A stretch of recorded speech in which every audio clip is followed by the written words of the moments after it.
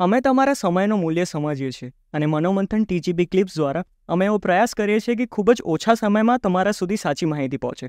ખૂબ ખૂબ આભાર.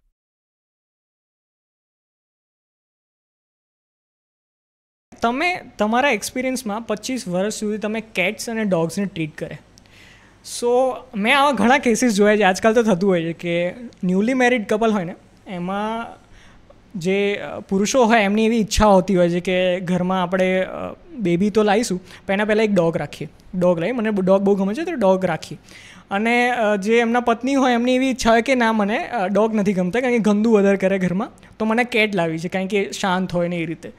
સો તમારા એક્સપિરિયન્સના હિસાબથી અને તમારા સામે જે કેસીસ આવ્યા હોય અને તમે જે રીતે ટ્રીટ કરો એના હિસાબથી કેટ વધારે બેટર છે, ડિસન્ટ છે, મતલબ કે ઘરમાં રાખી શકે, વધારે તોફાન ના થાય, શાંતિથી રહે, ટ્રેન કરી શકે એમાં, કે પછી ડોગ? એ વિષય છે ને આખો દરેકની અલગ અલગ માનસિકતા ઉપર રોકાયેલી વસ્તુ છે. જનરલી ડોગ બી ગંદુ નથી કરતા ઘરમાં. ઓકે. પણ કેટ એવી વસ્તુ છે કે શાંત રહે, એકદમ શાંત. અને કદાચ અહીંથી કૂદકો મારીને ત્યાં જાય ને તો તમને ખ્યાલ બી નહીં આવે, અવાજ બી નહીં આવે. રાઈટ? એટલે કેટની શારીરિક રચના એ રીતની થઈ રહી છે. It's a feline family. Okay. Felidae family. Lion અને ટાઈગરની જે ફેમિલી છે એ ફેમિલીનું છે. એટલે એ જ્યારે એનું બોડીને સંકોચવું હશે તો ઘણું સંકોચી પણ શકશે, અને લાંબુ કરવું હશે તો લાંબી પણ થઈ શકશે. એટલે આપણા ઇન્ડિયન કલ્ચરમાં બિલાડીને અશુભ માનવામાં આવે છે, એટલે બિલાડીનું પ્રમાણ નો ડાઉટ ઓછું છે. અચ્છા, આમ મને ખ્યાલ નથી. એવું છે ઇન્ડિયન કલ્ચરમાં? એવું છે કે બિલાડી આડી ઉતરે, હા, કે રસ્તો પેલો વંટોળે તો આપણે ઊભા રહી જવાનું ને એ રીતે, એટલે કેટનું પ્રમાણ. અધરવાઇઝ ફોરેન કન્ટ્રીઝમાં જેટલા ડોગ્સ છે એટલી જ કેટ્સ છે. અને કેટ એકદમ ક્લીન પ્રાણી છે. એ પોતે એના શરીર પર તમે જોશો ને તો કંઈ બી ચોટ્યું છે તો તરત જીભથી ચાટીને સાફ કરી લેશે. બરાબર. અને કેટની આમ જોવા જોઈએ તો શારીરિક એની જે સાઇઝ છે એ પણ બહુ નાની હોય છે, તો ઇઝીલી મેનેજેબલ છે. અને એ સિવાય બી એ એકદમ શું કહેવાય કે જો એડજસ્ટ થઈ જાય ને તો બહુ ફેમિલિયર છે. તમારી ખુરશી છે ને, મેં એક ડૉક્ટર, હ્યુમન ડૉક્ટર હતા, MBBS, એ પ્રેક્ટિસ કરે તો એમની ખુરશીમાં એ કેટ બેસી જ હોય. ગાંધીનગરની જ વાત કરી રહ્યો છું, સેક્ટર 23માં. ઓકે. અને કેટ્સને ટ્રેનિંગ આપવાનું કંઈ હોય છે? બેઝિકલી ટ્રેનિંગ એક સાચું કહું તો બિઝનેસ થઈ ગયો છે. અચ્છા, એટલે આ સવાલ ઉપર હું પછી આવવાનો હતો પણ કંઈ નહીં, આપણે કન્ટિન્યુ કર્યું. ટ્રેનિંગ એક બિઝનેસ થઈ ગયો છે. અધરવાઇઝ જેનેટિકલી જે પ્યોરબ્રીડ ડોગ્સ છે, ઇવન મોંગરેલ્સ એટલે સ્ટ્રીટ ડોગ્સ છે, એને પણ જો તમારી સાથે રાખીને તમે વ્યવસ્થિત રીતે એને એ કરશો, તમારા કમાન્ડ્સ આપશો, તો એ જાતે જ ટ્રેન થઈ જતા હોય છે. ટ્રેનિંગની બહુ કંઈ જરૂર હોતી નથી. આપણે બાળકને ટ્રેનિંગ નથી આપતા, છતાં બી ઘરમાં તમે જે વર્તન કરો એ એના ઉપરથી શીખી જતું. એટલે આ એક બહુ જ હોશિયાર પ્રાણીઓ છે કે જે એની જાતે બધું ઘણું બધું શીખી જતા હોય છે. તમારે શરૂઆતમાં થોડો કમાન્ડ્સ આપવા પડે. અને આપણે એવા વિડીયોઝ જોયા છે, મેં ખાસ કરીને રીલ્સ એવી જોઈ છે કે જેમાં એવું એ લોકો દાવો કરતા હોય છે કે વર્લ્ડના સૌથી ઇન્ટેલિજન્ટ ડોગ સ્પીસીસ છે એમાં ગોલ્ડન રિટ્રાઈવર પહેલો આવે, પછી કહેતા હોય છે કે જર્મન શેફર્ડ આવે, એવી કરીને આખું 10 લિસ્ટ આખું લાંબુ હોય છે. અને પેલી એમાં એ લોકો બતાવે પણ ખરા કે ગોલ્ડન રિટ્રાઈવર મેથેમેટિકલ પ્રોબ્લેમ જે બેઝિક હોય +- 3+2 એટલે 5 એટલે 5 વાર પેલું ભસી લે, એવું બધું બતાવતું. તે અસલી છે કે એવું નથી? મારા ધ્યાનમાં તો નથી. અચ્છા, એવું છે. બરાબર. નો ડાઉટ એનિમલ ઇન્ટેલિજન્ટ છે. ઓકે. પણ તમે મેથેમેટિકલ કે એ બધું આઈ ડોન્ટ બિલીવ. એટલે સાયન્ટિફિક નથી. મે બી એવું બની શકે કે એને કોઈ બીજી રીતે ટ્રેન કરવામાં આવ્યો એ રીતે, કાં તો પછી એના બોલવાના અવાજથી જાણી લેતો હોય કે આ 2+3 આ રીતે બોલે તો એમાં 5 વાર મારે બસ. એ જ વસ્તુ છે કે ડોગ તમે કેલ્ક્યુલેટ ના કરી શકે. નહીં, ડોગ તમે સીટ બોલો છો તો એને સીટ એટલે બેસવું એ ખબર નથી પડતી, સમજો. એને મિનિંગ નથી ખબર. હા, ક્યાં એને ક્યાં સીટ એટલે બેસવું એવું શીખવાડેલું છે. પણ તમારો જે અવાજનો ટોન છે એ અવાજના ટોન પરથી ખબર પડે છે. એ યાદ એને રાખી લે કે આવો અવાજ નીકળે એટલે મારે આ કરવાનું. એટલે ટ્રેનિંગમાં પણ એ કરતા હોય છે ને કે એના એ જો કે બેસી જાય, સીટ બોલો અને બેસી જાય એકવાર, તો એને કંઈક ખાવાનું આપે, ટ્રીટ આપતા એને, એટલે એને યાદ રહી જાય કે હું હવે બેસીશ તો મને કંઈક મળશે. એક રીતે લાલચની રીત છે. હા, પણ છતાં બી એક ટ્રેનિંગનો એક પાર્ટ છે. ટ્રેનિંગના હવે કદાચ આગળ મુદ્દો આવવાનો હશે પણ હું અત્યારે જ કહી હા, દઉં વાંધો નહીં. કે ટ્રેનિંગના 3 સ્ટાઇલો છે. ઓકે. એક તો એને ડરાવીને તમે કરાવી શકો, એક પ્રેમથી કરાવી શકો અને ટ્રીટ આપીને કરી શકો. ડરાવવામાં 2 વસ્તુ છે કે જૂનું ન્યૂઝપેપર હોય, ન્યૂઝપેપરની ગળી વારીને અને તમે મારો, ન્યૂઝપેપર વાગશે નહીં પણ એનો અવાજ મોટો આવશે. આ લોકો અવાજથી ડરે છે. તમે માર્ક કર્યું હશે કે દિવાળી પર જ્યારે ફટાકડા ફૂટશે ને ત્યારે 95% લપાઈ જતા હોય છે કે છુપાઈ જતા હોય છે. કારણ કે કુદરતે એ લોકોને માણસ કરતાં અવાજ સાંભળવાની શક્તિ 20 ગણી વધારે આપેલી છે. ઇવન રાત્રે તમે તમારા ઘરમાં 10 મેમ્બર હોય ને તો તમારા મેમ્બરોની આહટ પરથી એને ખબર પડે કે કોણ આવી રહ્યું છે. ગાડીના અવાજ પરથી એને ખબર પડી જતી હોય. સાયલેન્સરના ફાયરિંગ પરથી પણ એ તમારી ગાડી નાકે ટર્ન લેતા એને ખબર પડી જાય. અને એટલી જ સ્ટ્રોંગ છે એમની નાકની શક્તિ પણ. Yes, definitely. એટલે માણસોની સેન્ટ પર શું આ લોકો યાદ રાખી લેતા હોય છે? ચોક્કસ. ઇવન ઘણી વખત એવું થાય કે ઘણા બહુ સારા પેટ ઓનર્સ હોય કે જે લોકોને બીજી કોઈ જરૂર જ ના પડે એટલે વર્ષમાં એકવાર વેક્સિનેશન કરવા અમારે જવાનું થાય અથવા એ લોકોને અમારે ત્યાં લાવવાનું થાય. હવે જ્યારે એ લોકો અમે એમના ઘરે જઈએ કે એ અમારા ત્યાં આવે ત્યારે એ લોકોને ખબર પડી જ જાય છે ને એ લોકો દૂર જ ભાગે. વેક્સિન આપવા આવ્યા. બરાબર છે. એટલે આપણે કેટ્સ એન્ડ ડોગ્સની વાત કરીએ. ફ્યુચરમાં જો કોઈ એવું ઈચ્છતું હોય કે કોઈ કપલ કે કોઈ ઇન્ડિવિજ્યુઅલ એવું ઈચ્છતું હોય કે મારા ઘરે કેટ વસાવી છે કે મારા ઘરે ડોગ વસાવો છે, તો તમારા હિસાબથી અને સાયન્ટિફિકલી કેટ્સની એવી કઈ સ્પીશીસ છે અને ડોગ્સની એવી કઈ સ્પીશીસ છે કે જે ઇન્ડિયાથી બહુ સારી રીતે હવે એડપ્ટ થઈ ગઈ છે? મે બી એવું બને કે વર્ષો પહેલાં 50-60 વર્ષ પહેલાં એ ફોરેનની બ્રીડ હોય પણ હવે એડપ્ટ થઈ ગયેલી છે. એડપ્ટનો મતલબ એ કે હવે તો મેં જોયું છે કે સાઇબેરિયન હસ્કી કે જે નોર્થમાંથી આપણે લાવતા હોય છે અને જેને ઠંડો એન્વાયરમેન્ટ જોતો હોય એને પણ લોકો 24 કલાક એસી ચાલુ રાખીને રાખતા હોય છે. પણ હું ઇકોનોમિકલી અને સસ્ટેનેબિલિટીના ધ્યાનમાં રાખીને કહું છું કે માની લો કે બધા લોકો એવું અફોર્ડ ના કરી શકે 24 કલાક ઘરમાં એસી રહે. તો એના હિસાબથી કઈ એવી સ્પીશીસ છે કે જે લોકોને પ્રિફર કરવી જોઈએ અને જે ઇઝી ટુ ટેક કેર છે ઇન્ડિયામાં? હાર્ડી બ્રીડ પસંદ કરવી જોઈએ. હાર્ડી. ઓકે. કે જેનો પોતાનો ઇમ્યુનિટી સારી હોય, નંબર 1. નંબર 2 કે એ પોતે ગમે તે એટમોસ્ફિયરમાં એડજસ્ટ થઈ શકે.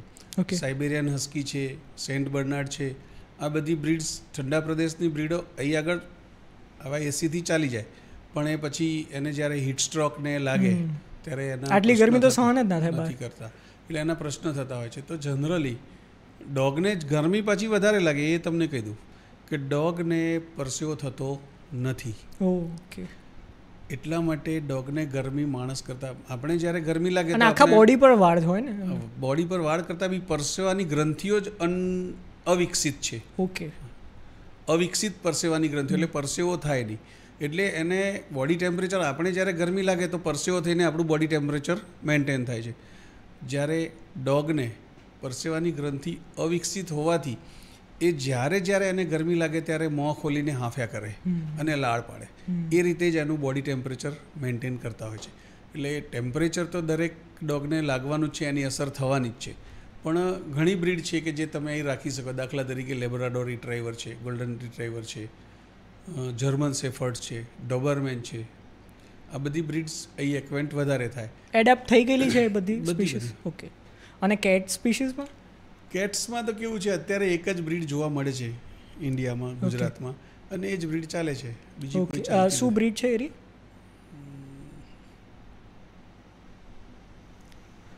કે મેં મારી એક ફ્રેન્ડ છે એની ઈચ્છા હતી કે કેટ એક લાવી, તો મેં એને પૂછેલું ત્યારે કે કેટની કોઈ બ્રીડ તમને ખ્યાલ હોય તો તને કંઈક ઇન્ડિકસ ઓર સમથિંગ ઇન્ડિયાની કોઈ કીધી હતી કે ગ્રે આવે છે કે જે હોય તો આપણે એરી એ જ કેટની બ્રીડ છે કે જે આપણે ઘરે લાવીએ, એક તો બહારથી બાય કરીને કે એ રીતે ઘરે લાવીએ અને એ જે આપણે બહાર ફરતી સ્ટ્રીટ કેટ જોઈ છે એ અલગ છે બંને બ્રીડ? Okay okay okay. તો બહારની આપણે જે ઘરમાં ક્યારેક આવી જતી હોય છે એ વધારે એડપ્ટિવ થઈને ઇન્ડિયાના વધારે સારી, કારણ કે એ તો બહાર રહે છે. બહુ જ સારી છે, વધારે સારી છે. મારે એક બેન હતા સેક્ટર 16માં કે જેમના ઘરે લગભગ 10 બિલાડી હતી. બચ્ચા આવે બધા એના ઘરે જ રહે. એટલે અને એ લોકો પણ બહુ માયાળુ હોય છે, બહુ જ વધારે પડતા. સો ધીરે ધીરે એમને પણ ખ્યાલ આવી જાય ને કે આ એરિયા સેફ છે, એટલે જ એ લોકો નેસ્ટિંગ બી ત્યાં કરતા હોય. નેસ્ટિંગ તો નહીં પણ એને શું કહેવાય કે ડિલિવરી ત્યાં કરતા હોય, બચ્ચા પેદા ત્યાં કરતા હોય છે. સો એ વાત સાચી છે. હવે મારો એક બહુ બેઝિક ક્વેશ્ચન છે કે જેટલા પણ લોકો એવું ઈચ્છી રહ્યા છે કે ફ્યુચરમાં અમારા ઘરે અમે ડોગ લાવીએ, ખાસ કરીને ડોગની વાત કરીશ, કારણ કે cats easy to take care હોય, આપણી વાત થઈ બરાબર. તો એ લોકો ડોગ લાવે એના પહેલાં, અને જે જાણીતા નથી, મતલબ એમને યુટ્યુબ પર એ બધામાં સર્ચ કર્યું છે, પણ એમાં કેવું આજકાલે દરેક વ્યક્તિના જુદા જુદા ઓપિનિયન હોય છે. તમે એઝ અ વેટરન ડૉક્ટર તમે પ્રિસાઇઝલી કંઈક કહી શકો, તમને એક્સપિરિયન્સ છે. તો ડોગ લાવ્યા પહેલાં માનસિક રીતે કઈ કઈ વસ્તુઓમાં તૈયાર રહેવું જરૂરી છે, કે કઈ રીતે ખબર હોવી જોઈએ કે જો ડોગ આવ્યું તો આટલી વસ્તુ તો ઘરમાં થશે, પછી તમે એવું ના વિચારી શકો કે લાવી તો દીધું પણ હવે તમે પાછું આપો કે શું. પછી મેં તો જોયું છે કે ઘરમાં ડોગ આવી જાય ને પછી ઘરમાં ઝઘડા વધી જાય, એવું બી થતું હોય. તો કઈ વસ્તુ માટે માનસિક રીતે પ્રિપેર્ડ રહેવું જોઈએ? સૌથી પહેલું તો તમારે ડોગની બ્રીડનું સિલેક્શન કરવામાં વિચારવું જોઈએ. આ બધા કરતાં બી એક ક્વેશ્ચન જરૂરી છે. એવું છે, ઓકે, કે ડોગની બ્રીડનું સિલેક્શન કેવી રીતે કરવું. તો એમાં પહેલી વસ્તુ કે તમારું પર્પઝ શું છે, તમારો આશય શું છે. તમારો સિક્યુરિટી પર્પઝ હોય તો સિક્યુરિટી ટાઈપના ડોગ લાવવા જોઈએ. તમારું જે રાખવાની જગ્યા રેસિડેન્સ કેવું છે, મોટું નાનું, એ પ્રમાણે કરવું જોઈએ. અને ત્રીજી વસ્તુ કે રાખવાની જગ્યા, પછી માની લો કે કોઈને સિક્યુરિટી પર્પઝ જોઈએ છે તો એ સિક્યુરિટી માટે તમારે ડોબરમેન કે એવા બ્રીડ જોઈએ. માની લો કે ઘરમાં રાખવાની જ જોઈએ છે, કમ્પેનિયન એનિમલ જોઈએ છે, તો એમાં લેબ્રાડોર કે લેબ્રાડોર રિટ્રાઈવર કે ગોલ્ડન રિટ્રાઈવર છે. એ સિવાય ઘણા લોકોના, અમારા પાસે બી ઘણા લોકો એવા ક્વેશ્ચન કરતા હોય છે. ઘણા લોકો એવું કે અમારે તો ખોળામાં બેસાડીને રમાડી શકીએ એવું ડોગ જોઈએ. કારણ કે એવું બી બને ને કે ઘરમાં બાલ બચ્ચાઓ હોય તો એમનાથી પણ થોડી સેફટી રહે એ રીતે, કે પછી ડોગ ક્યારે એટેક નથી કરતા? લગભગ. ઓકે, એટલા લોયલ હોય છે. આવો ક્વેશ્ચન તો મને એક બેનને છેલ્લા દિવસો હતા અને એના હસબન્ડે મને કર્યો કે સાહેબ બેબી આવવાનું છે ઘરમાં. મેં કીધું કોઈ જ ચિંતા કરશો નહીં, ખાલી એક બે વાર સૂંઘી લેશે ને પછી ઉપરથી એ એના માટે પ્રોટેક્ટિવ થઈ જશે. આપણે એવા વિડીયોઝ જોયેલા છે. એ પ્રોટેક્ટિવ થઈ જશે અને રિયલી હકીકત છે, રાઈટ. હવે ઘણા લોકો એવું કહે કે અમારે ખોળામાં બેસાડીને રમાડવું હોય એવું, તો પછી એ તમારે નાની બ્રીડ લેવી જોઈએ. લેબ્રાડોરને તમે ખોળામાં બેસાડીને રમાડી શકવાના નથી. એટલે તમારો આશય શું છે, તમારું રેસિડેન્સ. માની લો કે કોઈ 1 BHKના ફ્લેટમાં રહે છે અને ગ્રેટ ડેન લઈ આવશે, તો ગ્રેટ ડેન એના રૂમમાં સૂઈ જશે તો એક આખો રૂમ રોકાઈ જશે. સાચી વાત છે. એટલે આ બધું વિચારીને બ્રીડ પસંદ કરવી જોઈએ. હવે ડોગ્સને એક તો સૌથી મોટી, જે લોકો અપાર્ટમેન્ટ્સમાં રહે છે એમને સૌથી મોટી તકલીફ એ પડે છે કે વારે વારે, માની લો કે 15મા ફ્લોરે રહેતા હોય તો વારે વારે એને કેવી રીતે વોશરૂમ જવું તો નીચે ફટાફટ લાવવાનું, આ લોકો તો સીધા દોડતા હોય છે. મને મારા ઘરે ડોગ છે એટલે મને ખ્યાલ છે કે ભલે એમને કેટલી બી ટ્રેનિંગ આપી પણ આ તો નેચરલ એક વસ્તુ છે, એટલે એમને તરત લઈ જવા એ કાઠું પડતું હોય છે લોકો માટે, કોઈક વાર મુશ્કેલ થઈ જતી હોય છે. અને ત્યારે તો કેવા કે તમે જો મોંઘા અપાર્ટમેન્ટ્સમાં એમાં રહેતા હોય તો લોકોની બીજાની સેફટી બી ધ્યાનમાં રાખવી પડે, કે લિફ્ટમાં જો તમે એને લઈ જતા હોય તો બીજા પણ આજુબાજુના લોકો હોય એરિયા એમને પ્રોબ્લેમ ના થાય. તો એવી કોઈ પ્રોડક્ટ્સ કે એવું કંઈ આવે છે કે જેના કારણે જે તમે કોઈ સ્મેલ કે કોઈ સેન્ટ કે એવું કંઈ આવે કે તમે જો રૂમમાં કે ઘરમાં કે કોઈ ઘરના કોઈ ખૂણામાં કે વોશરૂમમાં તમે છાંટી દો તો એરા ઇઝ એમને કરી શકે એ જગ્યાએ, એવું કંઈ હોય છે? એ એક પ્રોડક્ટ આવે છે પોટી ટ્રેનિંગ, પોટી માટેનું. ઓકે, પણ એના પરિણામ વિશે હું નથી જાણતો. અચ્છા, પ્રોડક્ટ છે એ વર્ક કરે છે કે નહીં તમને ખ્યાલ નથી? એ એટલું 100% ઇફેક્ટિવ. અને બીજી વસ્તુ કે આ ડોગ જે છે ને એ તમારા પોતાના ત્યાં ડોગ છે તો તમે માર્ક કર્યું હશે કે એ એની સ્પેસિફિક એરિયા હશે. They are territorial animals, very much, right. એટલે જે જગ્યાએ જતો હશે ને ત્યાં જઈને સૂંઘીને જ યુરિન કે ડેફિકેશન કરશે. ઇવન વાઇલ્ડમાં એક લાયનનું ગ્રુપ હોય તો એનો 50 ચોરસ કિલોમીટરની ટેરિટરી હોય અને એ લોકો, આપણે એવું માનીએ છીએ કે યુરિનથી, પણ એની એક બીજી એનલ સેગ્લેન્ડ છે એનાથી એ લોકો ટેરિટરી માર્ક કરી દેતા હોય. અચ્છા, એના વિશે થોડું તમે ડિટેલ કહો.